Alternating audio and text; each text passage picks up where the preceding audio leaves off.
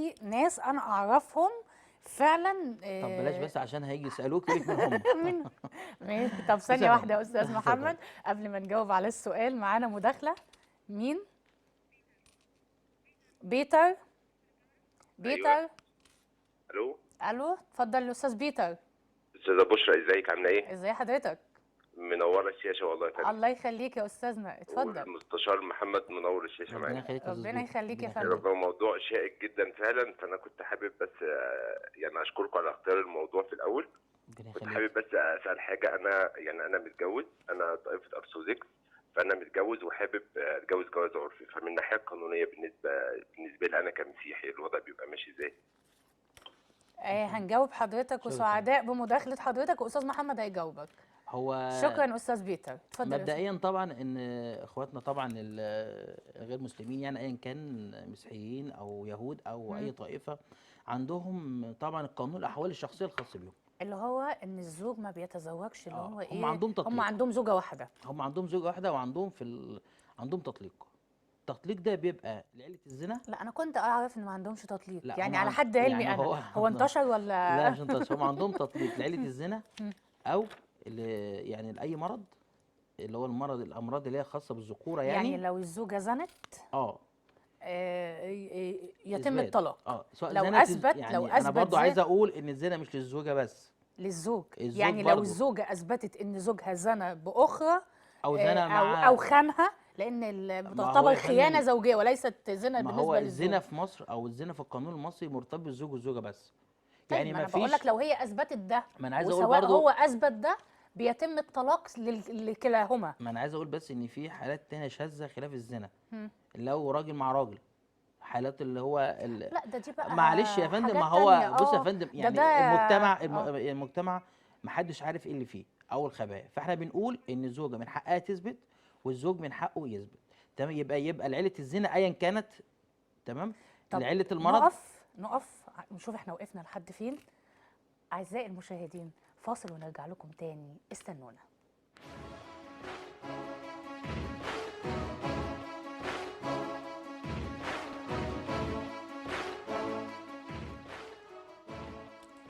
ورجعنا لكم بعد الفاصل، وبنواصل لقائنا مع أستاذ محمد طارق القرموطي، المحامي بالاستئناف ومجلس الدولة، وبنتكلم معاه عن موضوع التعدد.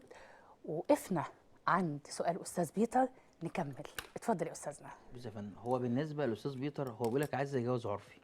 تمام. هو الجواز العرفي امر مفروغ منه. اذا اكتملت الشروط فانت مش هتنفع تتزوج، لان حضرتك مش على المله اللي هي القانون الاحوال المدنيه الشرعيه اللي هو الإسلام. ولي وشهاده. بالظبط كده. أنا أسمع طيب. إن لو هم في قانون نزل أو دستور نزل بيعرض على الكنيسة، ثم الكنيسة بتعرضه على المجمع الكنسي. المقدس، وبعد كده بياخدوا فيه ايه في اي قانون هو في الاحوال للاسف الشخصيه، على حسب معلوماتي او على حسب دراستي، هو على حسب للاسف ما يعني درست. هو طبعا في بعض التعديل لبعض الاحوال الشخصيه لغير المسلمين. تمام، من ناحيه الزواج والطلاق. لان احنا زي ما احنا عارفين، او بعض الناس برضو للعلم، ان عندهمش حاجه اسمها طلاق. هم تطليق لاسباب اللي احنا قلنا عليها. الطلاق يا اما لعله الزنا، سواء من الزوج او من الزوجه. من كلاهما. الزوجه والزوجه، ودي طبعا تحط تحتها مليون بند. طيب انا كنت اعرف حد يعني. طب ممكن بس اكمل اتفضل الاسباب. اتفضل. السبب الثالث للعله. ايه هي هي العله؟ عله الامراض اللي هي الجنسيه عند الزوج او الزوجه. تمام. السبب الثالث والاخير اللي هو تغيير المله. ده بالنسبه للمسيحيين. مسيحيين. طبعا الرابع الوفاه. طب ثانيه واحده على حته تغيير المله دي، نقف تمام. عندها. يعني عندهم تغيير المله ده عادي؟ لا مش عادي طبعا. طيب انا كنت اعرف زمان ان في حد يعني ارثوذكس تقريبا غير لمله تانية عشان هي تتطلق. تمام. يعني اسمع ان ده تحايل عندهم، بيغيروا هو من مله هنقول لمله اخرى احنا بحيث ان هي ايه تتطلق. هنقول بكل صراحه يعني وكل وضوح ان ده يعتبر ما كانش هو من جواه عنده وازع ديني في تغيير الطائفه بتاعته او المله من ارثوذكس الكاثوليك او بروتستانت او ايا كان. تمام. فده يعتبر لعب بالقانون، وعلى المحكمه اثبات ذلك. وفي بعض الناس غيرت المله. عندهم حقوق شرعيه زينا كده يا استاذ محمد لا. كمسيحيين؟ لا.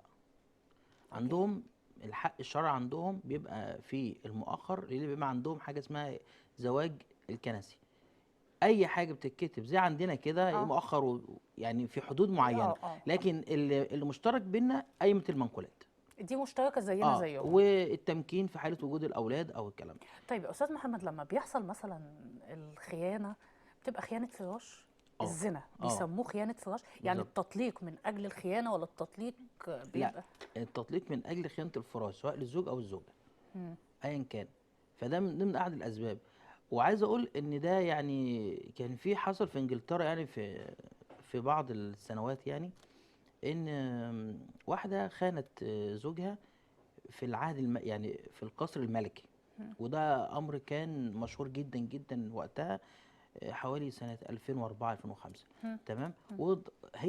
هي ما خانتوش عشان خاطر خيانه، لا هي خانته عشان عايزه تطلق تطليق، عشان تبقى. وده واقع مشهور جدا. يعني انا مش عايز اقول اسم الملك مين او اسم، لان هو طيب موضوع. طب ما هم كده طب ما يعني ما هو يعملوا للاسف ما قوانين احنا الاحوال عايزين الشخصيه نتكلم يا عندهم. جماعه. يعني ان قانون الاحوال المجلس الشخصيه الكنسي رجاء وفقا بالقوانين شويه. برضه دولت يعني الجماعه دول اخواتنا وعندهم انسانيه زينا.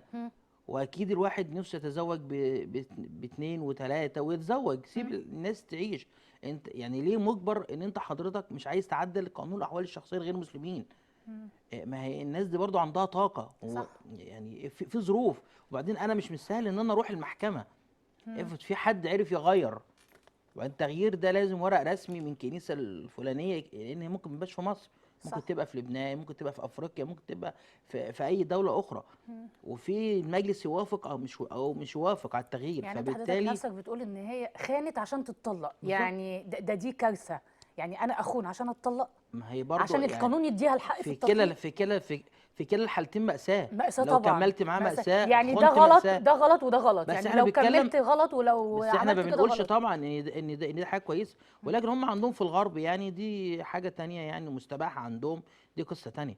لكن احنا هنا كدوله عربيه وفيها لكن جميع أنا الاديان، أعرف جميع الاديان إن إخواننا تحرم المسيحيين بيحافظوا على دينهم جدا جدا طبعا، جدا تحرم والله. الموضوع ده كله. وعندهم ايمان وعندهم عقيده في حاجات فما في حياتهم تجبرنيش ان كلها. انا التجئ لحاجات التوائيه غير مشروعه علشان اخلص حاجه تانية. ده تحايل بقى على القانون ولا تحايل على الشرع؟ فنرجو من يعني في يعني كلتا اعضاء الحالتين مجلس تحايل على الشعب. القانون ولا الشرع يا استاذ محمد؟ لا، ده تحايل طبعا على القانون. على طبعا القانون. لانه الشرع بتاعهم ده شرع منزل عند ربنا. ايا كان الشرع اسلامي، شرع يهودي، شرع مسيحي، كلها اديان سماويه، دي ما ينفعش ان احنا نتكلم فيها.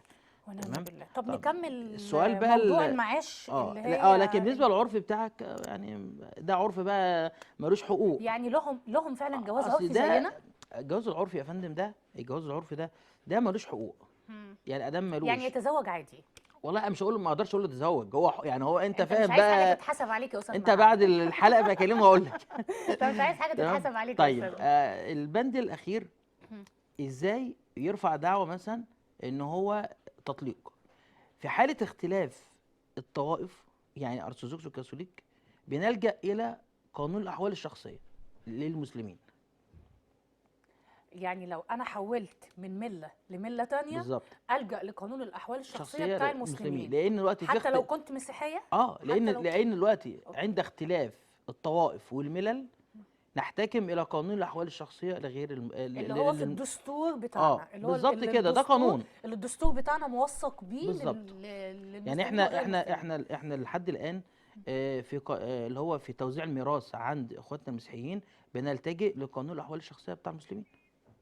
يعني زي الانصبه الربع والسدس والثمن وهكذا. طب نكمل. السؤال الاول اللي هو بتاع المعاش،